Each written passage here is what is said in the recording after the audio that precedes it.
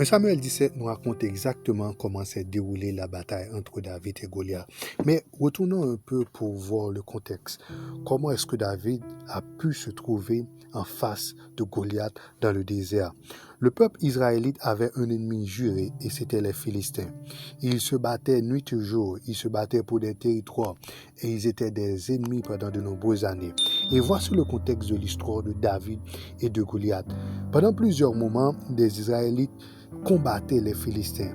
Et un jour, les Philistins avaient un nouveau combattant. Et ce nouveau combattant s'appelait Goliath. C'était un homme très fort. Il faisait plus de 2 mètres de haut. Il avait une armure vraiment extraordinaire. Et il faisait terrifier tous les Israélites. Et il les menaçait chaque jour, nuit et jour, en disant s'il trouve un homme assez brave pour lui affronter, et s'il arrive à le tuer, il pourrait faire ce qu'il veut avec l'armée des Philistins. Les Philistins se sentaient vraiment forts, se sentaient vraiment invincibles, parce qu'ils avaient trouvé un combattant vraiment très terrifiant, qui se nommait Goliath. Il avait une belle taille, et son armure et son arrogance étaient vraiment quelque chose qui terrifiait les Philistins. Et voici donc l'arrivée d'un jeune nommé David.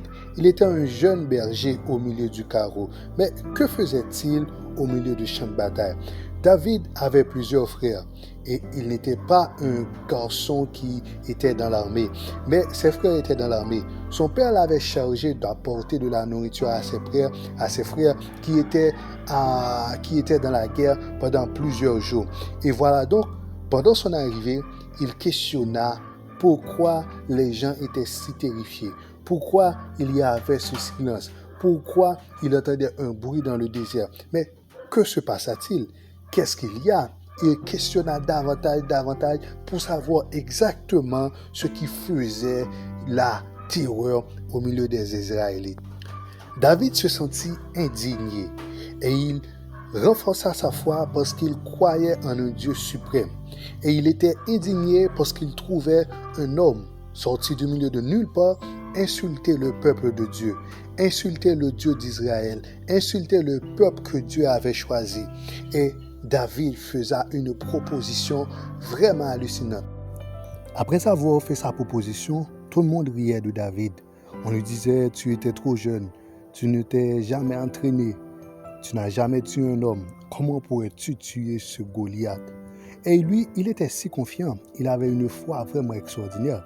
Il disait, je suis peut-être jeune, je n'ai jamais tué un homme, mais entendez ces histoires. Il raconta les histoires qu'il avait vécues dans le désert, dans la forêt, avec ses brebis, en disant qu'il avait déjà tué des ours, il a déjà tué des animaux féroces qui tentaient de déranger sa brebis, de déranger tous ses moutons.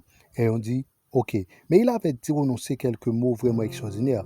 Il n'avait pas seulement dit qu'il avait l'habitude de défendre ses brebis, mais il disait aussi qu'il avait un Dieu beaucoup plus fort. Et le roi Saül était vraiment étonné par sa foi, par son audace, et lui dit, ok. Mais il lui dit, avant, essaie de mettre mes habits.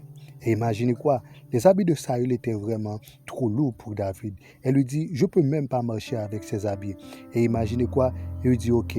Donc, il avait donné une phrase vraiment très rassurante. Il lui dit, va, que ton Dieu te protège. Et avec quoi tu pourras vaincre cet adversaire. Tout le monde était très déçu. Tout le monde était très terrifié.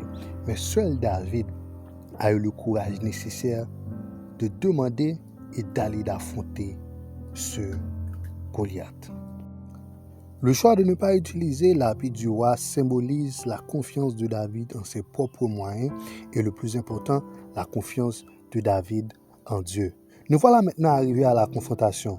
David avança sur le champ de bataille et Goliath, voyant un petit aux cheveux roux qui avance avec une fronde et il riait de lui. Il disait, suis-je un chien pour avancer avec moi avec ces matériaux-là? Donc il méprisait ce petit. Et David était si confiant, il était si fier et il était si motivé que personne ne pouvait lui arrêter. David utilisa sa fronde, lance sa pierre, atteignant Goliath à la tête et Goliath chuta. Voici une victoire vraiment intéressante où tout le monde fut étonné. David fut le héros inattendu. David fut le héros inattendu et tout le monde commença à crier le nom de David. Il faut souligner que le roi avait lancé une pétition. Le roi avait lancé quelque chose en disant si quelqu'un arriva à défier ce Goliath, il lui couronna d'or et ce personnage, cette personne aura la grande possibilité d'épouser sa fille qu'on appelait Michal. David fut triomphé. David devint un héros. Et n'oubliez pas, après avoir remporté cette bataille, David fut automatiquement quelqu'un de très important dans l'armée. Et après chaque guerre, après chaque victoire, David a été la personne qui a été le plus glorifiée. Maintenant, nous allons terminer avec la signification de l'histoire. Bien au-delà du combat, vous voulez savoir que cette histoire n'est pas une simple histoire ou une histoire à dormir debout. Cette histoire nous révèle que le plus important, c'est le courage face à l'adversité. Et il nous met quelque chose de vraiment extraordinaire en évidence, c'est que la foi peut triompher face à la peur. Et comment aussi, la force brute n'est pas toujours la clé de la victoire. Mais surtout, en dépit de tous ces éléments, nous avons noté que David s'était appuyé sur un Dieu puissant. Il ne s'était jamais entraîné, il ne faisait pas partie de l'armée, il ne pouvait pas manier l'épée, mais ce n'était pas un obstacle pour l'empêcher de vaincre ce Goliath. Peut-être dans votre vie actuellement, vous avez un Goliath qui vous menace depuis quelque temps, depuis un certain temps, et vous vous dites peut-être vous n'avez pas les qualités nécessaires. Vous n'avez pas fait les études nécessaires, pas l'argent nécessaire, pas les choses nécessaires pour arriver à le tuer, à le mettre à terre. Mais n'oubliez pas l'histoire de David. Si nous avons un Dieu, nous devons nous dire que ce Dieu, mon Dieu, est beaucoup plus puissant que tous les problèmes qui puissent se mettre comme des obstacles sur mon chemin. Donc, puisque j'ai un Dieu qui est beaucoup plus grand que tous ces problèmes. Donc les problèmes ne peuvent pas m'effrayer. Les problèmes ne peuvent pas m'empêcher d'avancer.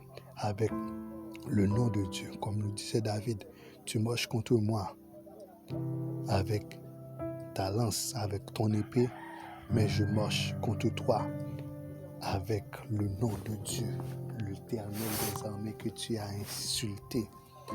Aujourd'hui, il va te livrer entre mes mains. Je couperai ta tête et je la donnerai aux oiseaux du désert. Faites l'histoire. Lisez la suite dans 1 Samuel 17 et vous serez éblouis par la suite de l'histoire.